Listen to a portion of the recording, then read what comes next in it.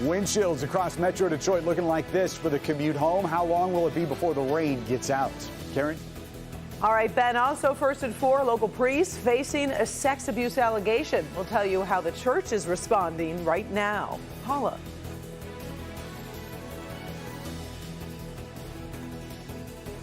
This former Ohio teacher faces shocking allegations. We'll tell you about the case involving nearly 24 first graders. Hey guys, imagine immersing yourself in a classroom project for 14 weeks, very little family time, very little fun, but the payoff, it puts you light years ahead of your pals who've just graduated from college. These stories and more are happening right now on Local 4, First at 4. Live from downtown Detroit, Local 4 News First at 4 starts now. Good afternoon. I'm Karen Drew. First at 4. Once again, we're tracking rain in Metro Detroit, and it has been on and off all day. We could be moving closer to the end. At least that's what we're hoping for. Hey, Ben. You can see it there, Karen. Eventually, we will be drying out tonight, but it's taking its own sweet time. This rain just dragging its feet as it drags across southeast Michigan. The good news is the stuff is light. It's not appreciably adding to our totals all that much, with the exception of maybe some of those more moderate showers here in our south zone. The other thing we're watching is some light fog out there. Visibility is down below 2 miles in a couple spots, but you can see that 3 to 4 mile swath. So just be aware there may be some visibility restrictions on your drive home tonight. Otherwise, we will get the rain and eventually the clouds out of here tonight. So eventually that turns into a pleasant evening, but more likely it's going to be closer to midnight before we start seeing that clearing. We'll talk more about some changes to the weekend forecast and, of course, your fireworks Monday outlook coming up in a few minutes, Karen. Well, today we are getting our first look at this man. We're talking about D'Angelo Martin. Detroit police say he is a suspect in an ongoing serial killer investigation. Today, he was in court on an unrelated case. Martin is accused of the sexual assault of a 26-year-old Port Huron woman back on May 7th. The crime occurred in Detroit. Martin is charged with assault with intent to murder and 4 counts of criminal sexual misconduct. He has been assigned an attorney and waived a preliminary hearing in this case until July 16th. Martin is being held without bond. No charges have been filed in the ongoing serial killer investigation. Police are investigating the deaths of 4 women, all found in vacant homes on Detroit's east side, and consider Martin a suspect. Chief James Craig first talked about the serial killer investigation back on June 5th. Make sure to stick with Local 4 and click on Detroit.com for continuing coverage of any new developments. An Oakland County priest has been removed from his post over allegations he sexually abused a child. Reverend Joseph Baker was the pastor at St. Perpetua Parish in Waterford. However, the Archdiocese says the child sex abuse allegations date back to the earlier years of his ministry. He was ordained back in 1993 and has worked in parishes in Bloomfield Hills, Dearborn, Wayne, Inkster, also on the Wayne State campus. The State Attorney General's office is investigating the case. Well, we do have some encouraging news on the recovery of billionaire Dan Gilbert, who recently suffered a stroke. The Quicken Loans chairman has been released from the hospital to an inpatient rehab center. The company released a statement saying, in part, Dan is looking forward to beginning an intensive rehabilitation program and is eager to continue the progress he has made over the last several weeks. Gilbert family is also thanking everyone for the support that they've received.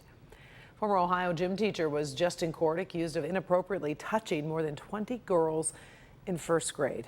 25-year-old John Hopkins was a gym teacher at an elementary school just outside of Dayton. Arrest records show he inappropriately touched at least 28 girls.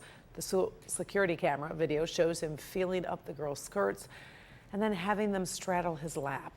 Hopkins faces 36 counts of gross sexual imposition. The judge has set a bail at $500,000. All right, let's move to top stories making news around the world on this Thursday afternoon. We start with the world's hottest hotspot, Iran. President Donald Trump is responding to a new provocation in the Persian Gulf region. The U.S. says Iran shot down an unmanned American drone over international waters. Now, Iran disagrees. Either way, region is on high alert right now. So for the latest, let's get to Devin. He's in the newsroom with reaction from the president. Well, Karen, the president got a lot of people talking when he tweeted a very brief response this morning. And here was his quote: Iran made a very big mistake. While foreign policy by tweet can be rather imprecise, he has since elaborated elaborated on that comment. First, here's what we know. Iran definitely took down the drone over the Strait of Hormuz. Since the drone was unmanned, no one injured. Iran says the drone drifted into its airspace. The U.S. military says it was more than 20 miles away from the nearest Iranian territory and flying at a very high altitude. Officials call the shootdown an attempt to stop the U.S. from monitoring what's going on in Iran. Democrats are concerned about how this whole thing is being handled. President seemed to suggest Iran made a strategic error. I think probably Iran made a mistake. I would imagine it was a general or somebody that made a mistake in shooting that drone down. And fortunately, that drone was unarmed. It was not, there was no man in it. We need to use maximum diplomacy in order to get the results of maximum pressure. And from everything I've heard from this administration, they're definitely on a course of maximum pressure, but they're not on a course of maximum diplomacy.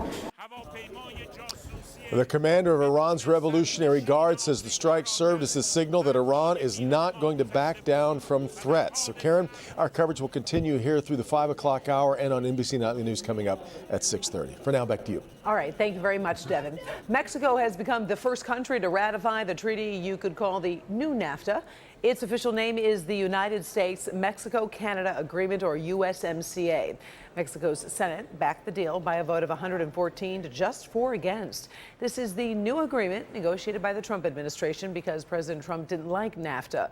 Still needs approval in Canada and the U.S. Have you ever dreamed of just jumping into a new career? Would you quit your job and then totally immerse yourself in a training program? That's what some students are doing, signing up for an intense class that could change their lives. Paula Tutman live to talk about the sacrifices they're making and the potential payoff. Hi, Paula. Hey, this is a huge sacrifice when you understand exactly what these folks are doing. So if you're one of those people who sits at a computer and you're completely mystified by the magic that happens, just kind of consider this magic demystified. You just got to read it and spend time with it. For 14 weeks, the students in this class are learning a new language, a new culture, a new way of doing things in a far-off, distant land called code. You're going to have that delimiter rather than a space. If you were to fly a plane to Russia, get off the plane, and sort of step into a conversation. They are asked to quit their jobs, spend 40 hours a week in class, and as much as 20 hours a week with homework. They're required to fully and completely turn their lives over to Tech Elevator, an immersive 14-week boot camp. Definitely have to initialize our first variables. Taking somebody from, no tech skills or minimal tech skills to being a full stack software developer. So we got a menu.java. Dwayne is a 3-year-old daughter at home and a wife who is 4 months pregnant.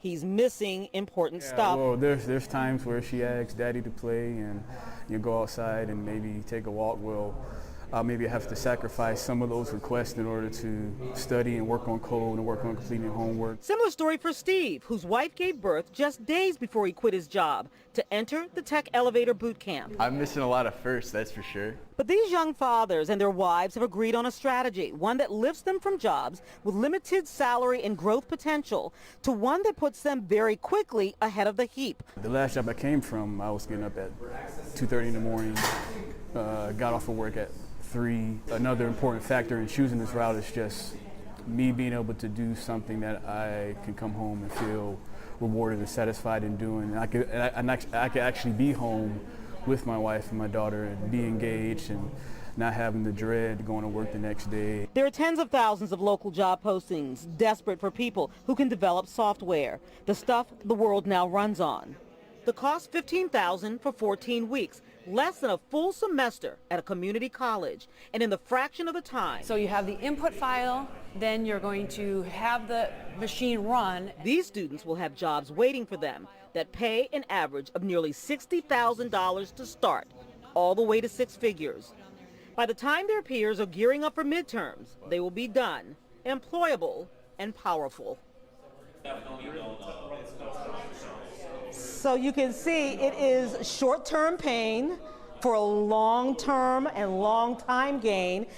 They actually have a 91% placement rate for jobs after graduation, after the 14 weeks. But I do want you to kind of take a look at some of these faces. They're actually going through their first capstone project, and they are going through it.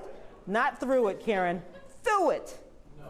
I'm very impressed. That 91% placement rate is really encouraging, Paula, because they really are switching their gears in terms of changing their whole life around and looking for these new positions. Yeah, and this is an area, by the way, that absolutely needs it. Think about 20,000 jobs posted last year. They couldn't fill them. Well, good for all of those taking part in that 14-week class. We appreciate it. Thank you, Paula. Still ahead, future technology that could save you from cardiac arrest when no one else is around. It involves a device many of you might already have in your homes. And it's time to brush up on Water Safety 101. How quickly can a child drown? And exactly how close should you be to younger children when they're in the water? I'll reveal the answers in Good Health. Up first, the mega divorce that everybody's talking about in Metro Detroit, the story of a lottery winner who just lost half his jackpot. Stay with us. A house for just $9 grand? What a deal!